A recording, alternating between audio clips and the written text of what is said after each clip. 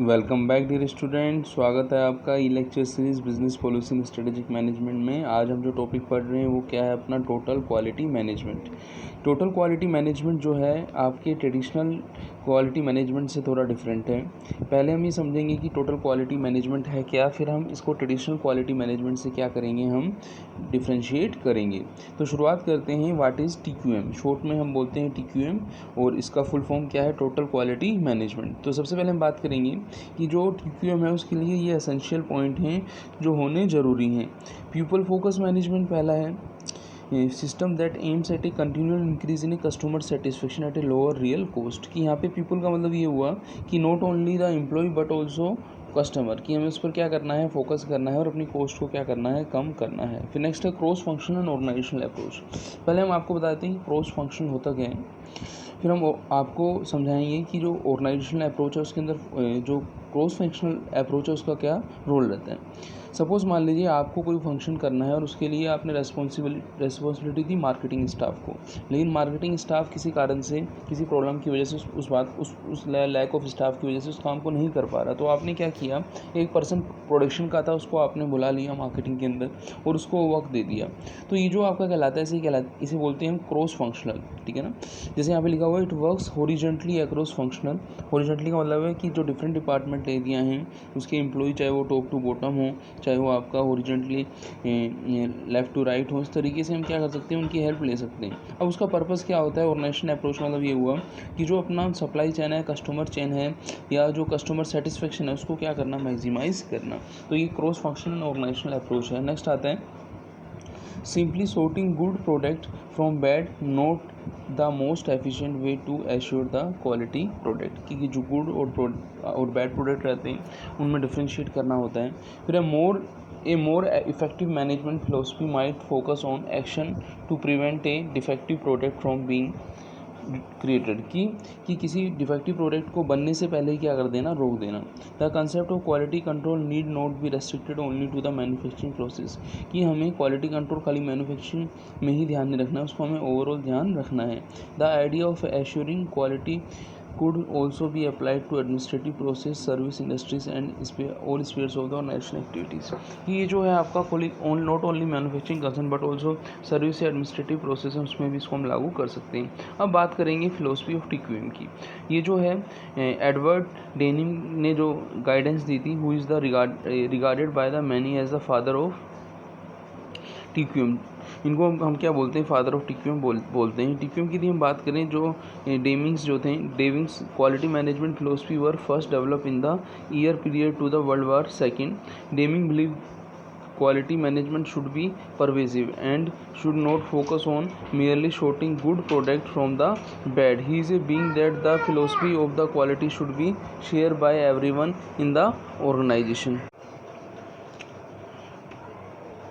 He believed that the responsibility of quality should be shared by everyone in the organization. Perhaps most significantly, Deming organized the most quality problems were system induced and were therefore not related to workmanship. But Deming worked not only few limited applications in the United States prior to World War II. Subsequently, Deming was brought to Japanese by General Douglas MacArthur to serve as a management consultant to Japanese as they rebuilt their industrial base। कि जो Deming थे, उन्होंने, जिनको father of TQM माना जाता है, उन्होंने world war second के टाइम से ही क्या किया था, इसमें वर्क किया था। फिर उसके बाद जो जापानीज़ में आपने सुना होगा डॉगलस मैकग्रेगर, जो आपकी मोटिवेशन थ्योरी में उनका काफ़ी नाम भी रहा है। फिर उन्होंने उसमें उनकी कंसेंट ली उसके अंदर, तो उन्होंने ये थ्योरी दी थी। फिर आगे लिखा हुआ है Taguchi and Ishikawa contributed heavily to this discipline. कि जो इन दोनों के अलावा ये दो और भी थे, इन्होंने किसमें कंट्रीब्यूशन किया था, आपका TQM में कंट्रीब्यूशन किया था।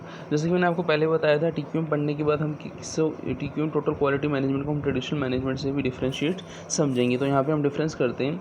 TQM is not a overnight cure for the organization quality problem. The TQM implemented process is not a program. A TQM implementation effort has a beginning, but if implemented implementation properly does not have a ending. Continuous improvement process continues indefinitely in organization that are successfully implemented TQM. TQM requires patience when embarking on its journey. जो TQM है वो help करता है हमें, किस में करता है, हमें कंटिन्यूस इम्प्रूवमेंट में हेल्प करता है हमारी प्रोसेसेस में, है ना, कि ऑर्गेनाइजेशन सक्सेसफुली क्या करे, कम्पीट कर सके। तो इस बेस पर हम देखेंगे ट्रेडिशनल के अंदर जहाँ पे हम फोकस नहीं रखते थे आपका ह्यूमन अप्रोच पर, वहाँ क्रॉस फंक्शनल चीज़ों की बात नहीं की जाती थी, उन चीज़ों को यहाँ पे रखा गया TQM के अंदर। तो ये जो आपने डिफरेंट बेसिस पढ़े थे उस बेस पर आप क्या कर सकते हो, जैसे 1 to 6 बेसिस हैं, ठीक है ना। इसके बेस पर आप देखें तो पीपल फोकस प्रोसेस हो गई TQM, पहले ऐसा नहीं था। क्रॉस फंक्शनल हो गई, पहले ऐसा नहीं था, ठीक है ना। तो जो हम गुड और बैड को हम प्रोडक्शन करने से पहले ही हम क्या करते हैं, उनको क्लासीफाई कर देते हैं क्वालिटी, ताकि एश्योर हो जाए कि क्वालिटेटिव गुड्स बने, है ना। प्रिवेंशन डिटेक्टिव प्रोडक्ट की पहले बनने से पहले हम उसको इस तरीके का सिस्टम बनाएं कि वो ऑटोमेटिकली क्या हो जाए, कंट्रोल हो जाए। हम नॉट ओनली मैन्युफैक्चरिंग, इसको हम सर्विस और एडमिनिस्ट्रेटिव पर भी अप्लाई करते हैं। तो इस तरीके से हम डिफ्रेंशिएट करते हैं TQM और ट्रेडिशनल मॉडल के अंदर। अब हम देखें कि प्राइमरी एलिमेंट ऑफ TQM कौन कौन से हैं। जैसे कि हम देखें, सबसे पहले आता है there are 8 principle of total quality management. जैसे आप देखें तो 8 प्रिंसिपल कौन कौन से हैं। तो सबसे पहले क्या है, वही चीज़ जो हमने पहले पढ़ी थी कि TQM के पॉइंट के अंदर कि जो फोकस करता है ह्यूमन पे, जैसे कस्टमर फोकस है, कि कस्टमर फोकस मतलब कस्टमर को क्वालिटेटिव गुड्स मिले, क्वालिटी इंप्रूवमेंट करना है ना। तो इसके लिए वो क्या करता है, टोटल एम्प्लॉय इन्वॉल्वमेंट भी करता है कि एम्प्लॉय को ट्रेनिंग देना, ठीक है ना, उनको इस तरीके की नॉलेज देना ताकि वो एरर को अपनी प्रोसेस से क्या कर सकें, बाहर कर सकें, है ना। प्रोसेस सेंटर आपको पता ही है कि कोई भी हम काम जब करते हैं, कोई फंक्शंस करते हैं तो वो फंक्शन एक प्रोसेस में पूरा होता है। तो यहाँ पे फंक्शन की बजाय हम प्रोसेस पर भी फोकस करते हैं। इंटीग्रेट सिस्टम क्यों है, क्योंकि जब हम क्रॉस फंक्शनल होंगे, different functional area horizontally vertically integrated होंगे, तो कहीं ना कहीं क्या इंटीग्रेटेड सिस्टम होगा। सिस्टमेटिक आपका सिस्टमेटिक स्ट्रेटेजिक अप्रोच क्यों माना जाता है, क्योंकि जो हम स्ट्रेटजी प्लानिंग इसके अंदर करते हैं, जो प्लानिंग हमें करनी पड़ती है, चाहे वो in the terms of quality हो, इन द टर्म्स ऑफ आपका कस्टमर सेटिस्फेक्शन हो, तो जो भी हम ऑर्गेनाइजेशन के मिशन विजन ऑब्जेक्टिव वगैरह बनाते हैं उसके लिए हमें स्ट्रेटजी प्लानिंग या सिस्टमेटिक प्रोसेस को यूज़ में लेना पड़ता है। एक स्टेप पूरी होती है तो हम नेक्स्ट प्रोसेस लेते हैं। फिर नेक्स्ट आता है कंटिन्यूअल इंप्रूवमेंट। कंटिन्यूअल इंप्रूवमेंट का मतलब ये हुआ कि आप खाली इनिशियल स्टेज में, यानी कि कुछ टाइम तक ही आप शेयर होल्डर की एक्सपेक्टेशंस को पूरा कर रहे हो, इसलिए आप वर्क कर रहे हो, आपको कस्टमर्स को ही फोकस करना है, कस्टमर्स के इंटरेस्ट को फोकस करना है। तो ये कंटिन्यूस इंप्रूवमेंट प्रोसेस है ना। Not only analytical but also आपका क्रिएटिव प्रोसेस है, जिसके अंदर हम सब जो डिफरेंट पर्सन हैं उनके इंटरेस्ट को फोकस करते हैं। फिर है फैक्ट बेस्ड डिसीजन मेकिंग। जैसा कि हमने पहले ही पढ़ा था कि जब हम कोई भी डिसीजन लेते हैं वो सही हो, तो उसके लिए हम क्या प्रॉपर बेस तैयार करते हैं। तो TQM हमें हेल्प करता है उन बेस इन्फॉर्मेशन को इकट्ठा करने में, और फिर हम उस पर डिसीजन लेते हैं। कम्युनिकेशन के लिए हम बात करें कि जो 8 प्रिंसिपल में जो सबसे इंपॉर्टेंट प्रिंसिपल है वो कम्युनिकेशन माना जाता है। कम्युनिकेशन इसलिए माना जाता है कि कम्युनिकेशन के अंदर जो हमने सारी चीज़ें पढ़ी हैं, चाहे वो स्ट्रेटजी का हो, चाहे वो मेथड्स का हो, चाहे वो टाइम का हो, वो सब चीज़ें इसके अंदर आती हैं। तो इस तरीके से हम किसको पूरा करते हैं, जो अपना टोटल क्वालिटी मैनेजमेंट के 8 प्रिंसिपल्स थे उनको हम पूरा करते हैं। इसको हम primary element of total quality management भी बोलते हैं। जैसे कि इसमें सब चीज़ें जो हमने पढ़ी हैं, बार बार वही चीज़ें आ रही हैं कि TQM can be summarise as a management system for customer focus organisation that involve all employ in a continual improvement, की कंटिन्यूअल इंप्रूवमेंट होना जरूरी है। It uses strategy, data, effective communication to integrate quality discipline into culture and activities of the organisation.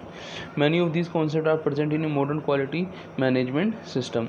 तो ये जो चीज़ें हमने यहाँ पे डिस्कस करी हैं, 8 प्रिंसिपल जो डिस्कस किए हैं, इनकी हेल्प से TQM जो है अपनी प्रोसेस को क्या करता है, पूरा करता है। जब प्रोसेस इफेक्टिवली होगा तो इसका मतलब उसका आउटकम भी क्या होगा, इफेक्टिव होगा। और जो आपके प्रोडक्ट होंगे वो क्या होंगे, डिफेक्ट फ्री होंगे, क्वालिटी इंप्रूवमेंट होगा। और जब क्वालिटी इंप्रूवमेंट होगा तो जो TQM के हमारे बेसिक जो चीज़ें थी वो सारी पूरी होंगी, चाहे वो आपका पीपल फोकस मैनेजमेंट हो, चाहे वो क्रॉस फंक्शनल या ऑर्गेनाइजेशनल अप्रोच हो, चाहे वो आपका effectiveness of preventing detective product हो। तो इन सब चीज़ों को हम TQM के अंदर समझते हैं। मिलेंगे नेक्स्ट लेक्चर में। Okay, thanks.